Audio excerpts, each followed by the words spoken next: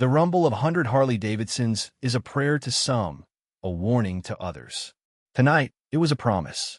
A promise whispered into the wind by a brotherhood of leather and steel, a vow to shatter the walls of a gilded cage and answer the silent scream of a woman they had never met, but whose terror they recognized as their own sworn enemy.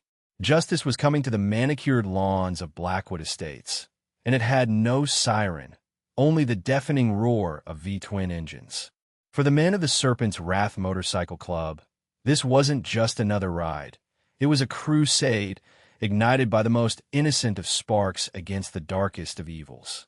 They ride for the forgotten, they fight for the silenced, and when they arrive, hell itself follows. If you believe that true heroes don't always wear capes, share this story and let the world know that sometimes they wear leather. The air at the county fair was thick and sweet, a cloying mix of spun sugar, fried dough, and sun-baked dust. It hung in the humid afternoon like a heavy blanket, muffling the distant screams from the tilt-a-whirl and the cheerful, tinny music of the carousel.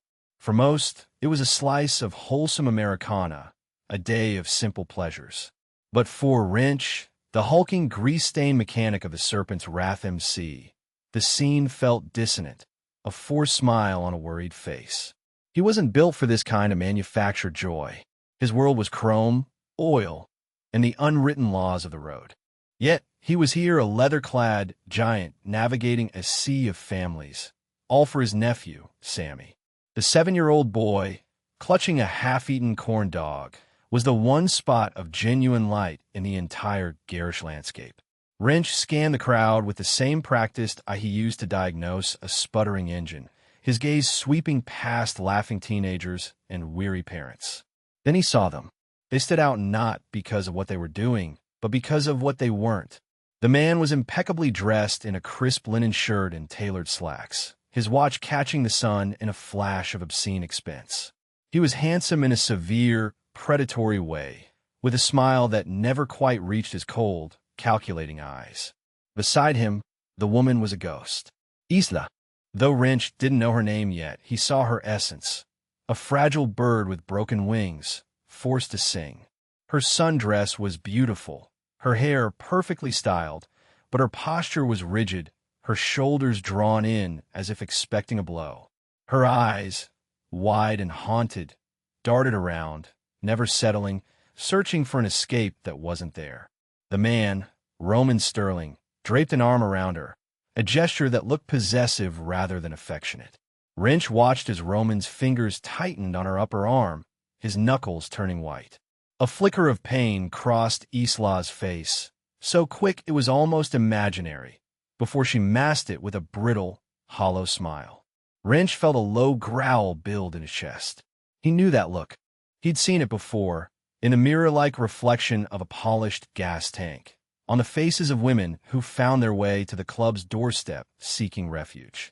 It was the look of a soul being systematically erased. "Uncle Wrench, can I get a blue slushie?" Sammy's small voice broke his concentration. Wrench looked down, his hard features softening instantly. "Anything you want, kid." He steered his nephew toward the concession stand, but his senses remained on high alert, his focus tethered to the couple. He kept them in his peripheral vision, the man's polished cruelty a dark stain on the vibrant canvas of the fair. Every forced laugh from the woman, every controlling touch from a man, was like a stone dropped into the pit of his stomach. This wasn't a lover's spat. This wasn't a bad mood. This was a prison, and its walls were invisible to everyone but the prisoner, and, as Wrench was beginning to realize to him, he was a mechanic. He understood pressure, stress points, and the precise moment when something is about to fracture. And looking at that woman, he knew she was at her breaking point. The line for the ice cream truck was long, a snaking queue of sticky children and their indulgent parents. Roman Sterling, ever the performer, was playing his part to perfection. He spoke to the vendor with an easy charm, ordering for Isla as if she were a child incapable of choosing for herself. "The vanilla bean for my lovely niece," he announced, his voice smooth and proprietary. "She has a classic taste, don't you, my dear?" Isla simply nodded, her gaze fixed on the worn patch of grass at her feet.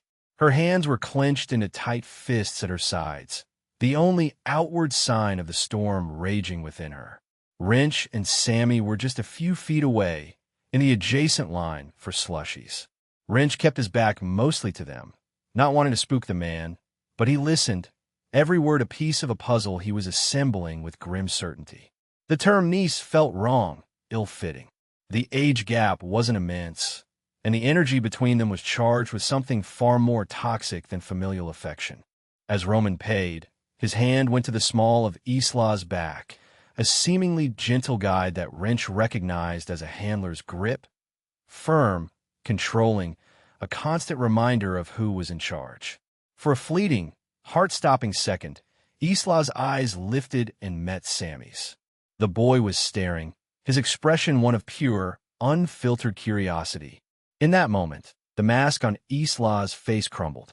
Her eyes, a deep, sorrowful blue, became wells of raw, undiluted terror. It was a silent, desperate scream for help, a flash of utter despair before the shutters came down again, and she was once more the beautiful, vacant doll on Roman's arm. Sammy frowned, a thoughtful expression on his young face. He didn't understand the complexities of the situation, but he understood fear. It was a universal language, and she was fluent. Later, as the sun began to dip below the horizon, painting the sky in hues of orange and purple, Wrench and Sammy headed for the parking lot. The fair was winding down, its cheerful noise fading to a tired hum. Wrench spotted Roman's car, a sleek, black Mercedes that was as cold and soulless as its owner. Roman was holding the passenger door open for Isla. As she slid in, her movements stiff and compliant, she glanced out the window one last time.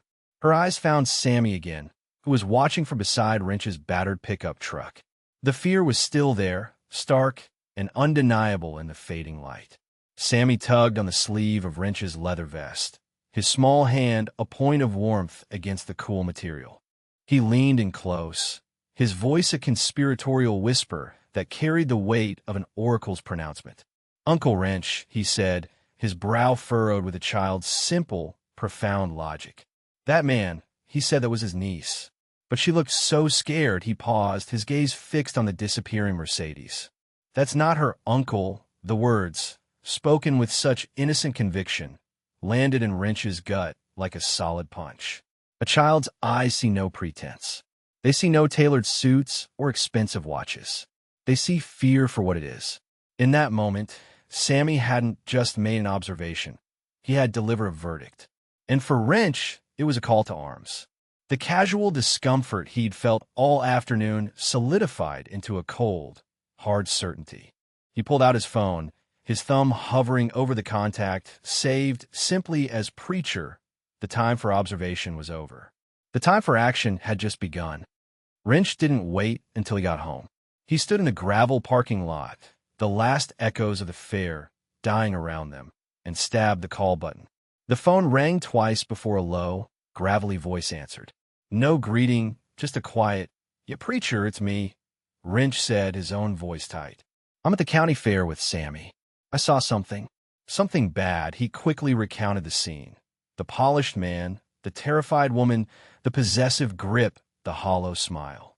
He relayed every detail his sharp eyes had caught, painting a picture of quiet, public imprisonment. He described the moment her eyes met Sammy's, the raw terror that had flashed in them. Then he told him the most important part. We were leaving. Sammy saw them again. He told me. He said, "That's not her uncle." There was a long silence on the other end of the line, a heavy, loaded stillness that Wrench knew well.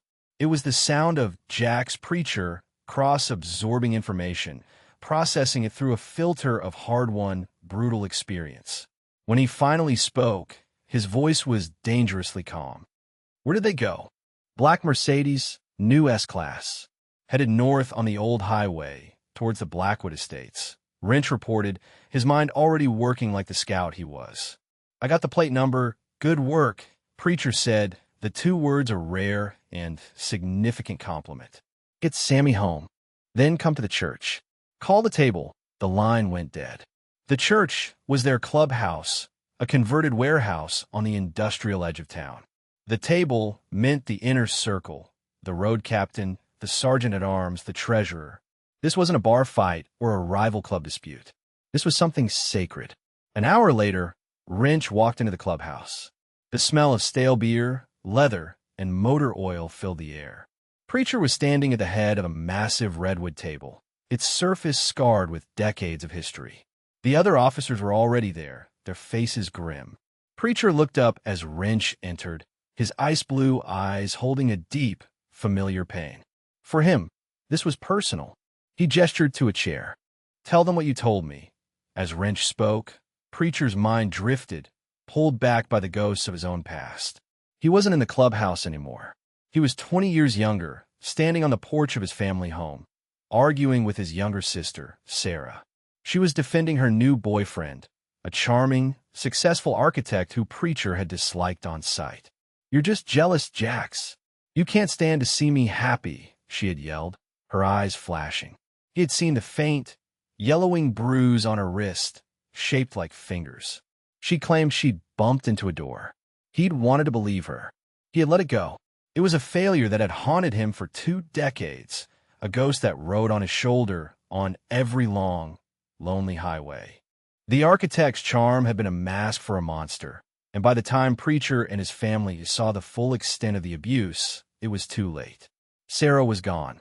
Another victim of a man who hid his evil behind a respectable facade. He had sworn an oath over her grave, an oath he had carried into the founding of the Serpent's Wrath. They would be the ones who didn't look away. They would be the ones who saw the bruise and knew it wasn't a door. He snapped back to the present, his jaw tight, his knuckles white where he gripped the back of a chair. "A kid saw it," he said, his voice a low growl that commanded the absolute attention of every man at the table. "A kid saw the truth because he hasn't learned how to lie to himself yet. That's more than enough for me." He looked at each of his officers. "We find her. We find out who he is. And then we remind him what happens when monsters crawl out from under the rocks into our town." The decision was unanimous. It was never in doubt. The Serpent's Wrath had a code, and at the top of that code, written in blood and brotherhood, was the protection of the innocent. That night, the club's purpose was renewed, its focus sharpened to a razor's edge. They were no longer just a motorcycle club.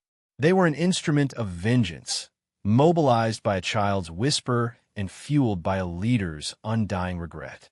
The hunt began not with a roar of engines, but with the quiet, patient clicks of a keyboard. The Serpent's Wrath was more than just muscle and chrome. They were a network, a brotherhood with a surprising depth of skills. Their tech expert, a lanky biker named Ghost, who had a past in corporate cybersecurity, took the license plate number Wrench had provided. Within minutes, he bypassed the DMV's firewalls. "Got him," Ghost announced, his eyes reflecting the green text scrolling across his multiple monitors. "Roman Sterling. Registered owner. Address is 114 Willow Creek Lane, Blackwood Estates. The place is a fortress owned by a shell corporation he controls. The name meant nothing to them, but it was a start. Preacher dispatched scout teams, 2-man units on quiet, blacked-out bikes. They didn't ride like a pack. They moved like shadows, melting into the suburban landscape. Wrench led one team, his knowledge of the backroads and vantage points unparalleled. They set up surveillance on the mansion, a sprawling, modern monstrosity of glass and cold stone, surrounded by a high wall and bristling with cameras. For 2 days, they watched and learned. They documented the comings and goings of armed guards, noting their patrol schedules, their shift changes, their moments of laxity. They saw Sterling leave each morning in his Mercedes and return each evening. They never once saw the woman. She was a prisoner in her own home. Ghost, meanwhile, was digging deeper into Roman Sterling's digital life. He peeled back the layers of the shell corporations, tracing money through a labyrinth of offshore accounts. The picture that emerged was far darker than simple domestic abuse. "Preacher, this guy is not just some rich bully," Ghost reported over a secured line. "He's a major player. Money laundering, ties to human trafficking rings in Eastern Europe. He's not just controlling this woman. He's using her." Further digging uncovered the truth about Isla. Her parents, wealthy philanthropists, had died in a suspicious private plane crash a year ago. Roman Sterling, a junior partner in their investment firm, had emerged as the executor of their estate and Isla's legal guardian, citing a distant, fabricated familial connection. He had systematically isolated her, cutting off her friends and seizing control of her vast inheritance. Isla wasn't just a victim of abuse. She was a golden goose, a key to a fortune Sterling was in the process of stealing before he made her disappear permanently. The news landed like a grenade in the clubhouse. The mission had changed.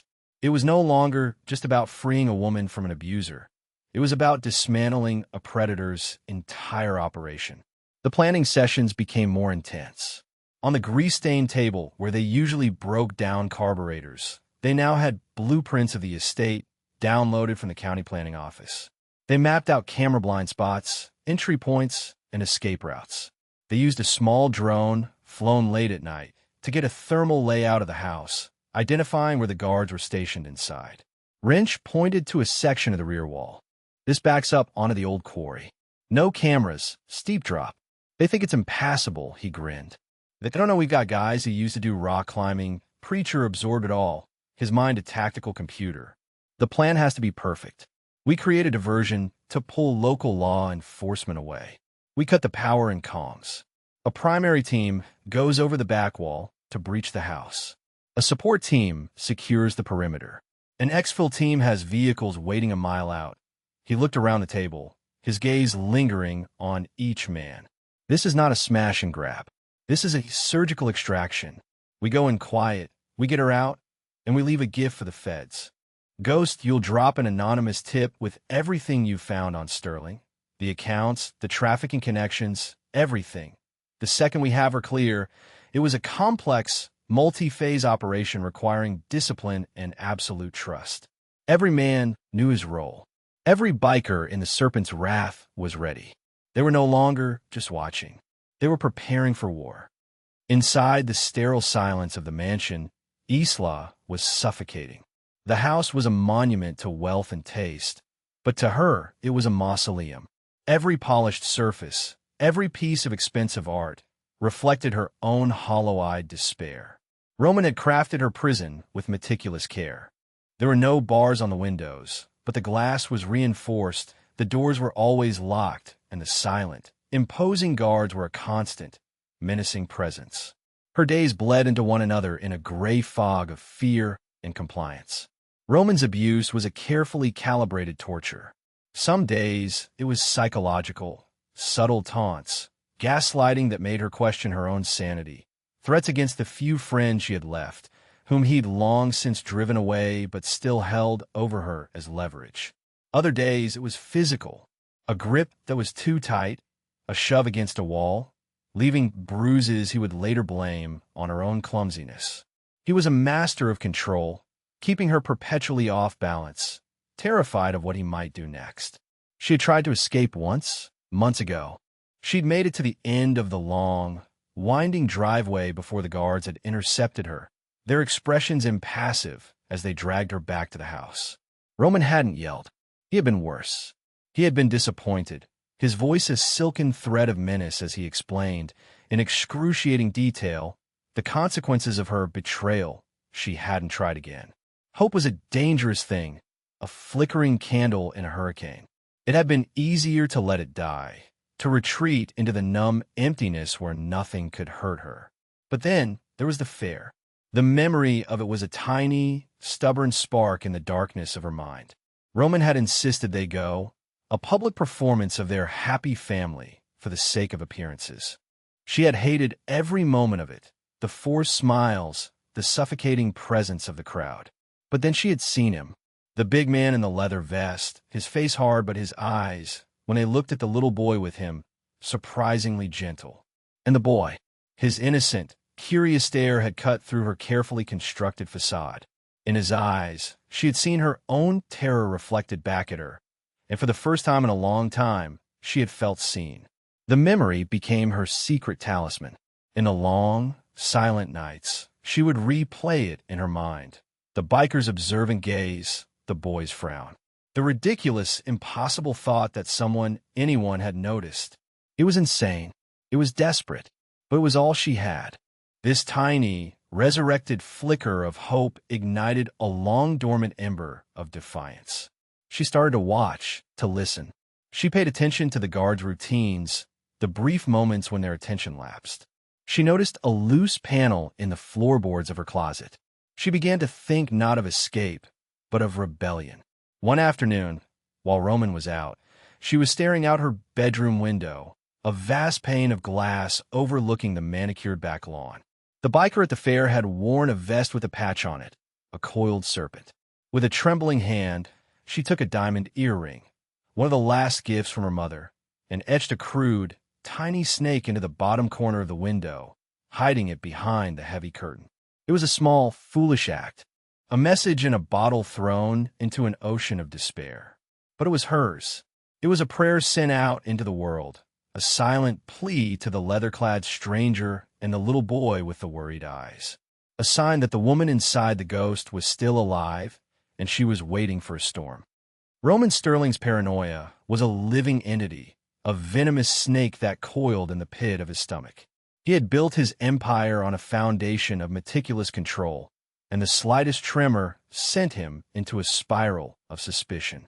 He felt a shift in the atmosphere, a subtle change in the currents around him. It started with Isla. The vacant, compliant shell she had become was showing cracks.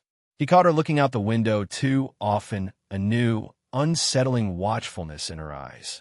It was a flicker of the woman she used to be, a woman he had worked so hard to extinguish. That flicker enraged him. Then there were other things. A flicker of static on one of the perimeter cameras, a delivery truck that seemed to linger a moment too long down the road.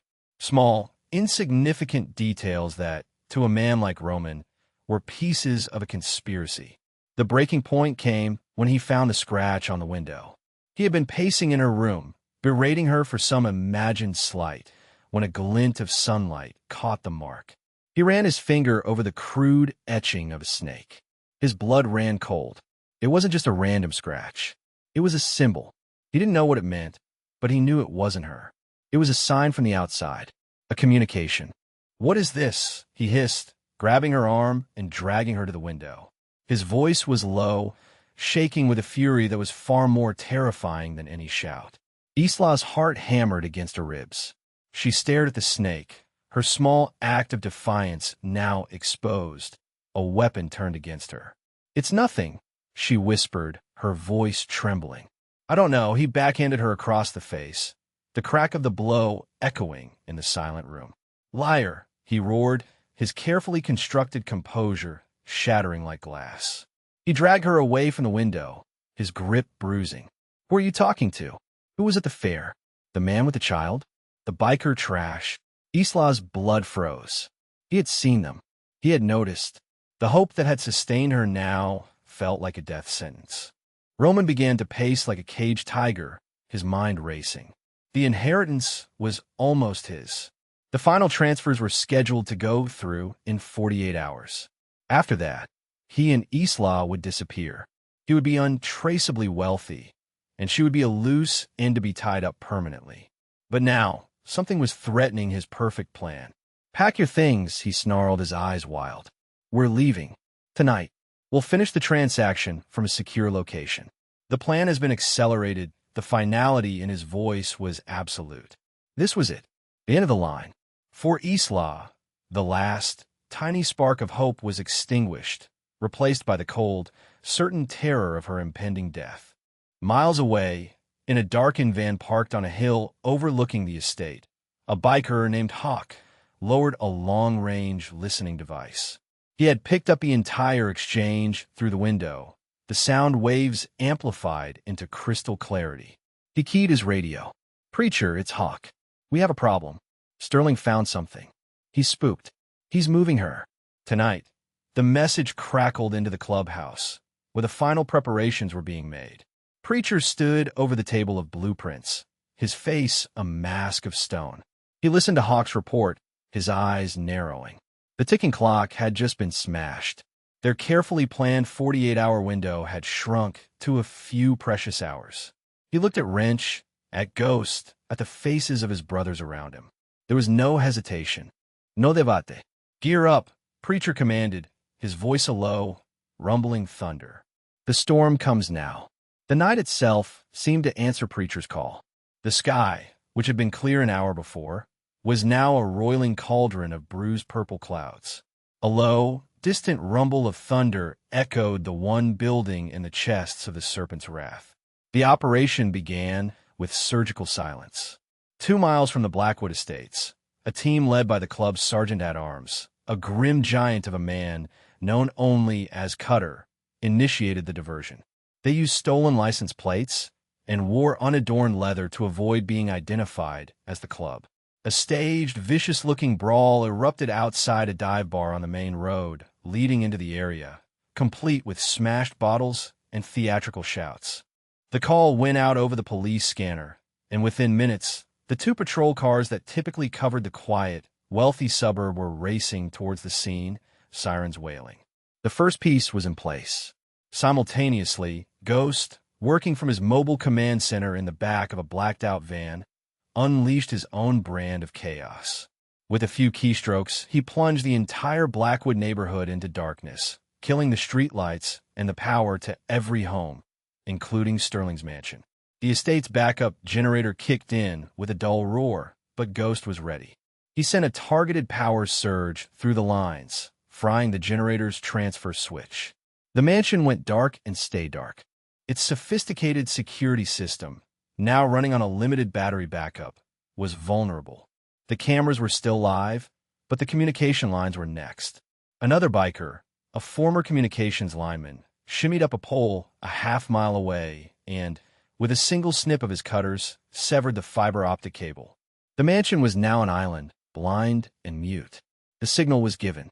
A wave of low, guttural roars filled the night as 180 V-twin engines ignited in unison. It wasn't the cacophonous thunder of a full-throated ride. It was a controlled, menacing growl that seemed to emanate from the earth itself. They moved not on the main roads, but through a network of access lanes and wooded trails they had meticulously mapped. They were a river of dark steel and leather, flowing silently toward their target. At the rear of the estate, by the quarry wall Wrench had identified, Preacher and his primary assault team dismounted. The team consisted of 10 of the club's most disciplined and capable men, including Wrench.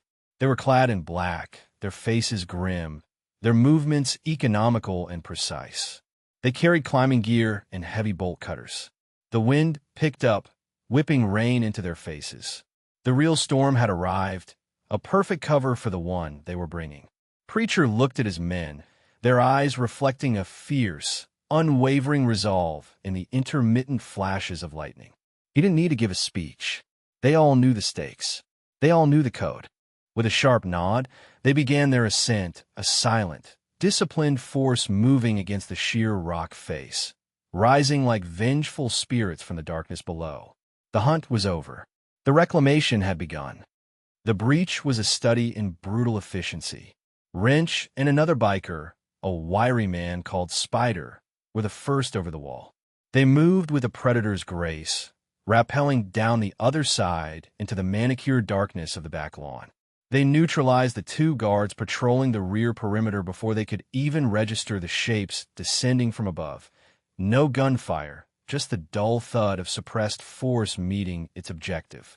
The guards were bound and gagged, left unconscious in the decorative shrubbery. The rest of the assault team followed, melting into the shadows around the sprawling house.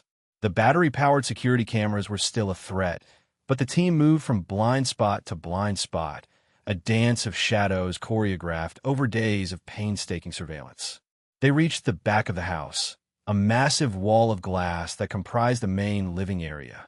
Inside, a few emergency lights cast long, distorted shadows. Preacher peered through the glass. He saw Roman Sterling, his composure completely gone, dragging Isla toward a reinforced door that likely led to a panic room or an underground garage. Roman was shouting, his face contorted in a mask of panicked rage. Isla was fighting, no longer passive, fueled by a desperate, final surge of adrenaline. She was a cornered animal, and she was finally biting back. "We're out of time," Preacher growled. There was no silent entry now. Two of his men placed shaped charges, small but powerful, on the reinforced glass at opposite ends of the wall. With a sharp, muffled crack that was swallowed by a clap of thunder, the glass fractured into a million tiny cubes, imploding inward. Before the shards had even settled, the serpent's wrath poured into the room. The sudden onslaught of huge, black-clad figures was a vision from a nightmare. Roman froze for a split second, his mind unable to process the impossible invasion. He recovered quickly, his survival instincts kicking in. He shoved Isla in front of him, pulling a sleek, silver pistol from the waistband of his pants and pressing the muzzle to her temple. "Stay back," he screamed, his voice shrill with terror. "I'll kill her. I swear to God, I'll kill her." Preacher stepped forward, the other bikers fanning out to surround them, cutting off all escape. He was unarmed, his hands open at his sides. He was a terrifying specter of judgment, his face carved from granite, his eyes burning with a cold fire that promised retribution. "Let her go, Sterling," Preacher said, his voice a low, calm rumble that was more menacing than any shout. Roman's eyes darted around, looking for a way out, but there was none. He was trapped. "Who are you?" "The police." "We're not the police," Preacher said, taking another slow step forward. "We're the consequences. We're the people who heard her when everyone else was deaf. Men like you, Sterling, you build your little kingdoms of pain in the dark, thinking you're untouchable." He gestured around the opulent room. "But you forgot. There are worse things in the dark than you." The memory of his sister's bruised face flashed in Preacher's mind, fueling his resolve. "You prey on the weak because you're the weakest of all. You're a coward hiding behind a woman and a wall of money." That instant night, Roman's hand trembled, his knuckles white around the gun. He was losing control. One more step, and she dies. It was then that Isla, empowered by the impossible arrival of her saviors, made her move. She stomped down, hard, with the heel of her shoe onto Roman's instep. He roared in pain, his grip loosening for a fraction of a second. It was all the opening wrench needed. He lunged forward, not at Roman, but at Isla, grabbing her and spinning her away, shielding her with his own massive body. In the same instant, Preacher closed the distance. The fight was brutally short. Roman, deprived of his shield and his confidence, was no match for Preacher's focused rage. Preacher's first blow shattered Roman's wrist, sending the gun clattering across the marble floor. His second was a punishing strike to the jaw that sent the abuser crumpling to the ground in a heap. Preacher stood over him, breathing heavily, the ghost of his past finally finding a measure of peace. He looked at the pathetic, whimpering man on the floor, no longer a monster, just a broken bully. Wrench was holding Isla, who was shaking uncontrollably, not from fear, but from the violent release of years of pent-up terror and despair. He gently wrapped his leather cut around her shoulders. "It's over," Wrench said, his voice rough but kind. "You're safe now." The mission was complete. They had breached the fortress, faced the dragon, and rescued the princess. But this was no fairy tale. This was a reckoning. The retreat from the mansion was as swift and organized as the assault, as Wrench guided a still trembling Isla toward the shattered wall of glass. Preacher knelt beside the whimpering form of Roman Sterling. He didn't say a word. He simply placed a small, encrypted burner phone on Roman's chest. On its screen was a single address, the location of a federal task force dedicated to investigating international crime. The anonymous, data-rich tip Ghost had prepared was already on its way. Justice, the kind with badges and courtrooms, would have its turn. The Serpent's Wrath had delivered their own brand of it. "Let's ride," Preacher commanded, and the team melted back into the stormy night. The ride away from Blackwood Estates was Isla's baptism into a new world. Wrench helped her onto the back of Preacher's bike, a custom-built machine that thrummed with raw power even at idle. Preacher settled in front of her. "Hold on tight," was all he said. She wrapped her arms around his waist, pressing her face against the cool, worn leather of his vest. It smelled of rain, gasoline, and freedom. Then, with a twist of the throttle, the world exploded into motion. The roar of Preacher's engine joined the chorus of 180 others, a deafening, triumphant symphony that shook the very ground. They moved as one, a rolling tide of black steel that swallowed the suburban roads. For the first time in over a year, Isla felt the wind on her face, whipping tears from her eyes, not of sorrow, but of pure cathartic release. The rumble of the bike vibrated through her, shaking loose the last vestiges of the cold, silent prison she had endured.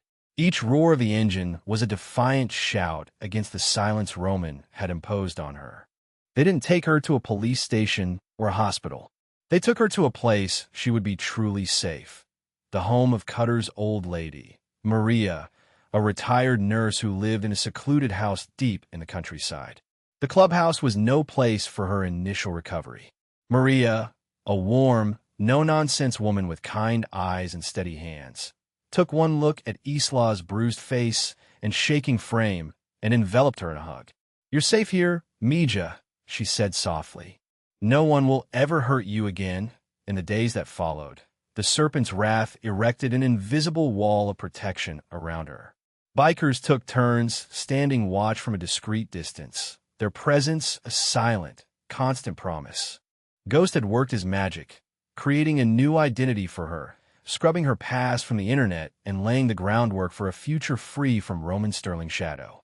The news broke a few days later. Federal agents, acting on an unprecedented anonymous tip, had raided the Blackwood mansion and arrested Roman Sterling. The charges were extensive: kidnapping, fraud, money laundering, and conspiracy. The evidence was so overwhelming, so perfectly packaged, that his entire criminal enterprise began to unravel. He would never see the outside of a prison cell again. Isla watched the report on the news, a cup of warm tea cradled in her hands. She felt no joy, no satisfaction, only a profound, quiet emptiness where the fear used to be. The healing, she was beginning to understand, would be a longer journey than the escape. It wouldn't be a triumphant ride into the sunset, but a slow, painful process of reclaiming the pieces of herself that Roman had tried to destroy. But for the first time, she wasn't walking that path alone. She had a family of unlikely, leather-clad guardians watching over her. The weeks turned into a month. The physical bruises on Isla's face faded, but the invisible ones on her soul were slower to heal.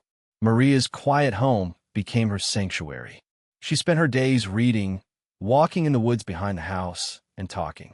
Maria, who had seen her share of life's ugliness, never pushed. She simply listened, offering a steady presence and endless cups of chamomile tea.